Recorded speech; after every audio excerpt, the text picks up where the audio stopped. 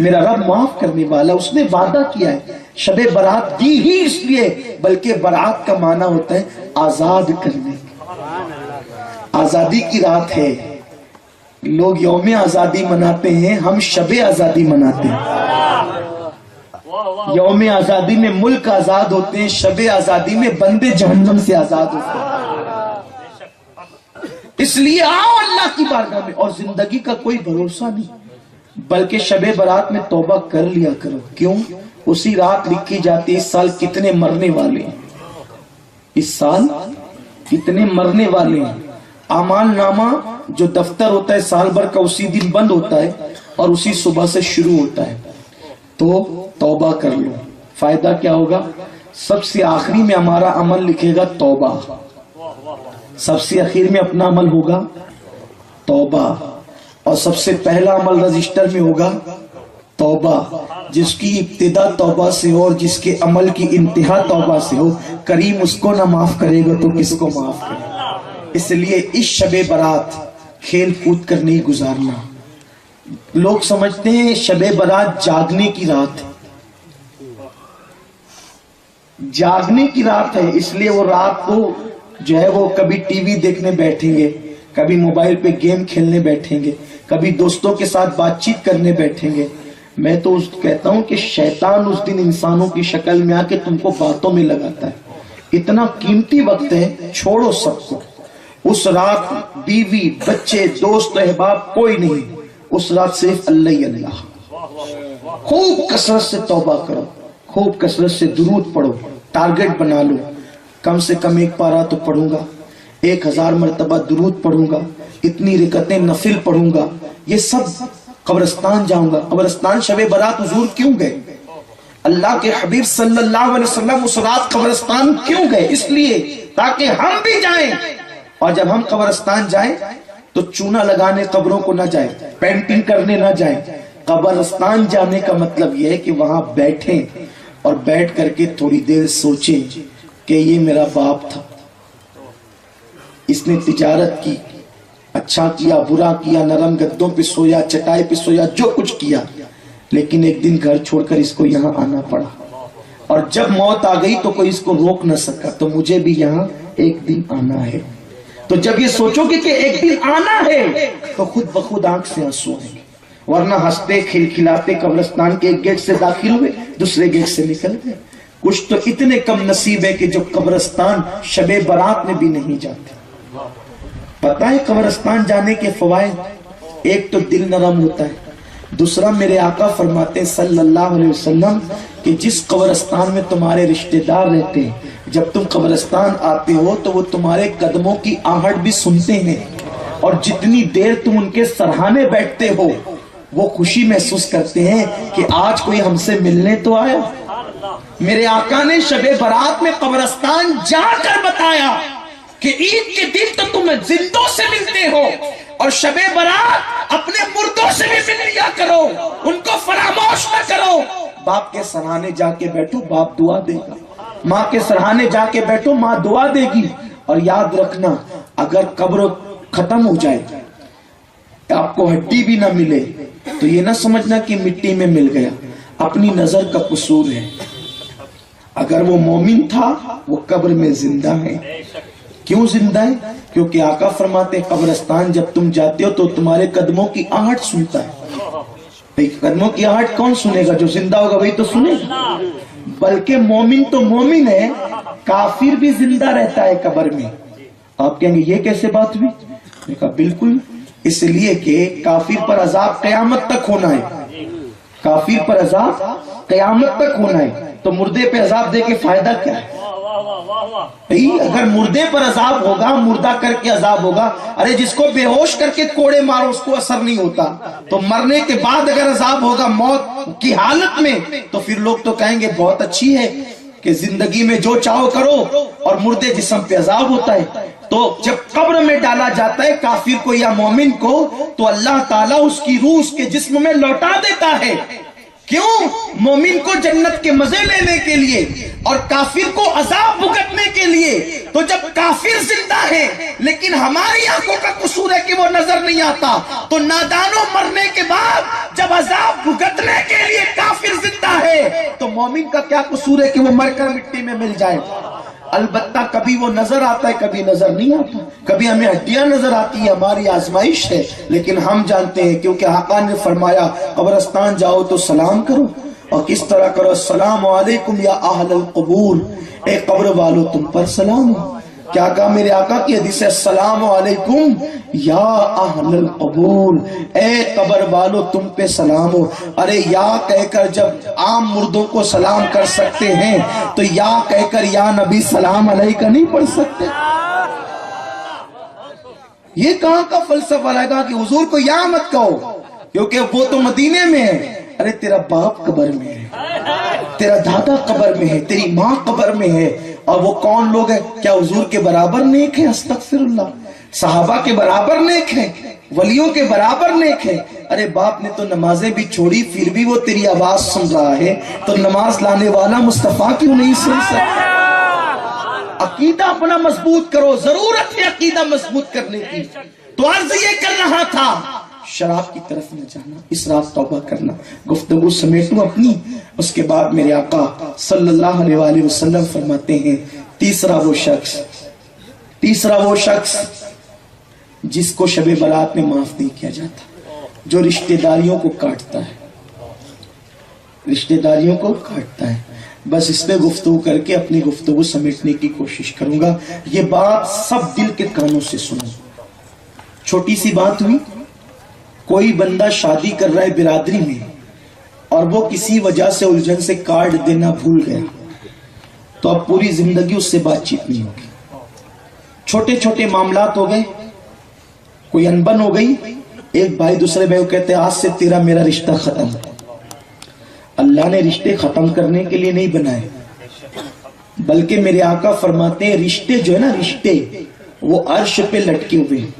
ये रिश्ते कोई छोटी मोटी चीज नहीं है, ये रिश्तेदारियां अल्लाह के अर्श पे लटकी हुई है। और वो दुआ करते हैं, अल्लाह जो हमें जोड़े तो उसे अपनी रहमत से जोड़, जो हमें जोड़े तो उसे अपनी रहमत से जोड़, और जो हमें तोड़ दे तो उसे अपनी रहमत से दूर कर दे। आप आलिम हैं, आप हाफिज हैं, आप इमाम हैं, आप मुफ्ती हैं, आप पीर हैं, आप वकील हैं, आप डॉक्टर हैं, आप इंजीनियर हैं, आप तहज्जुद गुजार हैं, आप साल भर रोजा रखने वाले हैं, लेकिन अगर आप रिश्तों का ख्याल नहीं करते तो आप कुछ नहीं है।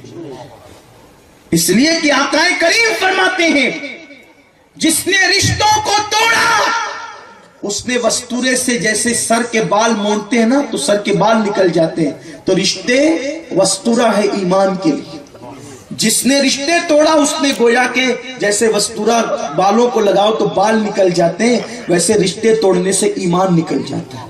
इसलिए रिश्तेदारों का ख्याल करो, बल्कि मेरे आका फरमाते हैं जो तुम्हें महरूम करे तुम उसको अता करो, जो तुमसे दूर भागे तुम उसके करीब जाओ।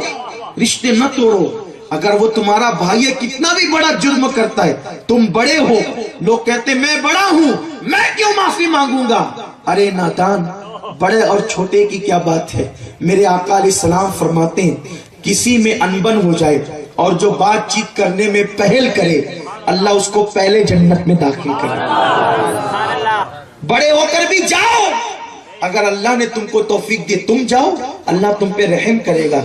आका ने फरमाया माफी मांगने से कोई छोटा नहीं होता। सरकार फरमाते माफी मांगने से कोई नहीं होता, कोई जलील नहीं होता। माफी मांगने वालों को अल्लाह इज्जत अता करता है, और मेरे आका ने कह दिया कि इज्जत अता करता है तो इज्जत मिलकर रहेगी, क्योंकि इज्जत मुस्तफा करीम के सदके में मिलती है। अगर रूठ गई है आपकी बहन, आप बड़े हो, खुद से जा करके मनाओ, लोगों के दिल में मोहब्बत पैदा होगी। और अगर कोई माफी मांगे फौरन माफ करो। अगर बाप का कातिल भी माफी मांगे तो माफ कर दिया करो, क्योंकि आका ने फरमाया अगर कोई किसी से माफी मांगे और वो माफ न करे तो कयामत के दिन अल्लाह भी उसको माफ नहीं करेगा। अल्लाह को माफ करना बहुत पसंद है। आपस के झगड़े मिटाओ, ये बिरादरियों का झगड़ा, ये आपस का झगड़ा, ये सिलसिलों का झगड़ा। हैरत है मुझे, जब कहीं पहुंचो लोग पूछते हैं किस पीर के मुरीद हो। आप ये क्यों नहीं पूछते किस बाप के बेटे हो? جب یہ نہیں پوچھتے کہ کس باپ کے بیٹے ہو تو یہ کیوں پوچھتے ہو کہ کس پیر کے مرید ہو؟ ارے کوئی کسی کا مرید ہو یا نہ ہو، اگر وہ میرے آقا کا غلام ہے تو ہمارے سر کا تاج ہے۔ کیوں کاٹے بوتے ہو سلسلے کے نام پہ؟ کیوں کاٹے بوتے ہو برادری کے نام پہ؟ کاٹے بونے والوں، اللہ کو منہ دکھانا ہے، مومنوں میں دوریاں پیدا کرو گے تو رسول پاک کی شفاعت تم پہ حرام ہو جائے گی۔ اللہ کی بارگاہ میں کیا منہ لے کر جاؤ گے؟ اس لیے ملانے کا کام کرو، توڑنے کا کام نہ کرو۔ قادری ہو، چشتی ہو، نقش بندی ہو، سہروردی ہو، رضوی ہو، اشرفی ہو، برکاتی ہو، مداری ہو، تیگی ہو، کوئی ہو، اگر وہ میرے آقا سے سچی عقیدت رکھتا ہے، اپنا ہے، اپنا ہے وہ۔ اس لیے کہ حضور کا جو ہو گیا اپنا ہو گیا۔ دیکھو ایک آسان سی بات یوں سمجھو، اگر ہمارا باپ کہتے بیٹے یہ میرا بیٹا ہے، اور وہ بیٹا نہ ہو لیکن سر پہ ہاتھ رکھتے، آپ کہیں گے یار میرے باپ نے اپنایا تھا میں کیوں دور کروں، یہی نا؟ تو جس رسول سے جان سے زیادہ محبت کی بات کرتے ہو، حضور نے کہا یہ میرے امتی ہیں، جب حضور نے اپنا بنایا تو تم کیوں دور کرتے؟ تمہارے سگے بھائی تم سے پریشان ہیں، تمہارے پڑوسی تم سے پریشان ہیں، تو بلکہ تمہاری عورتیں تم سے پریشان ہیں۔ میاں بیوی میں تلخیاں ہیں، ایسا گھر گھر اختلاف ہے، شوہر گھر میں آتا ہے بیوی سے سیدھی بات نہیں کرتا، اس کو مارتا ہے، پیٹتا ہے، سالن نمک سالن میں زیادہ ہو جائے تو مارتا ہے، اور مرچ زیادہ ہو جائے تو مارتا ہے۔ میں پوچھتا ہوں ذرا سوچ، اگر اللہ تجھے عورت بناتا اور اسے مرد بناتا تو کیا ہوتا؟ اللہ نے تجھ پہ کرم کیا کہ تجھے مرد بنایا، اور سوچ تو صحیح، جیسے تو کسی کی بہن بیٹی کو اپنے گھر لایا ہے، تیری بہن بھی تو کسی کے گھر جانے والی ہے یا جا چکی ہے۔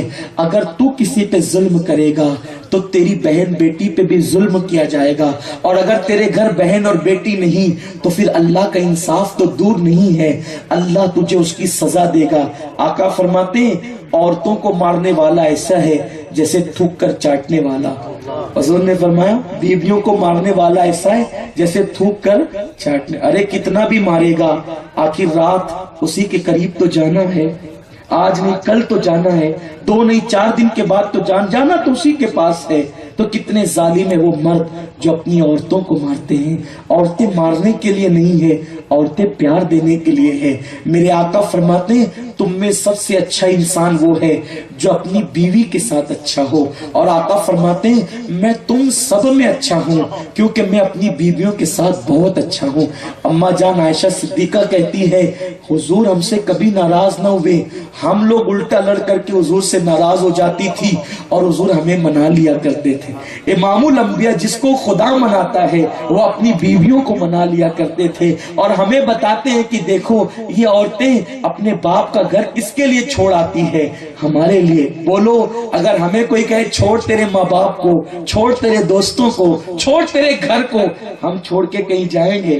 لیکن وہ عورت ہی ہے نا، اس کا دل کتنا مضبوط ہے، ایک شوہر کے لیے کتنا پیار ہے اس عورت کے دل میں، خود کا گھر چھوڑ کر تیرے گھر آئی ہے، خود کے ماں باپ چھوڑ کر تیرے پاس آئی ہے، سہیلیاں بچپن کی چھوڑ کے تیرے پاس آئی ہے، اس نے سب کو چھوڑا تیرے لیے۔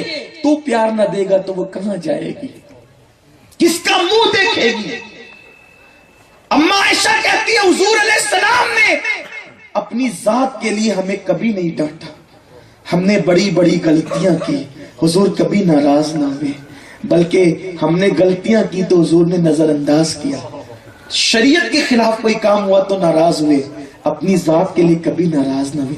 حال یہ تھا پانی کی ضرورت ہوتی تو ہم سے کبھی پانی نہ مانگا، خود اٹھ کر کے پانی جو ہے وہ اپنے لیے استعمال فرماتے۔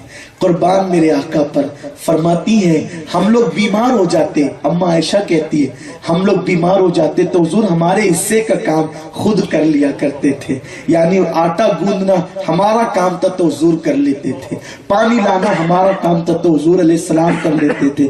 آج کل تو مرد کا مطلب خان بہادر، وقت کا بڑا بادشاہ گھر میں آ کے موچوں کو تاؤ نہ دے تو یہ مرد نہ کہلائے. یہ مردانگی نہیں ہے.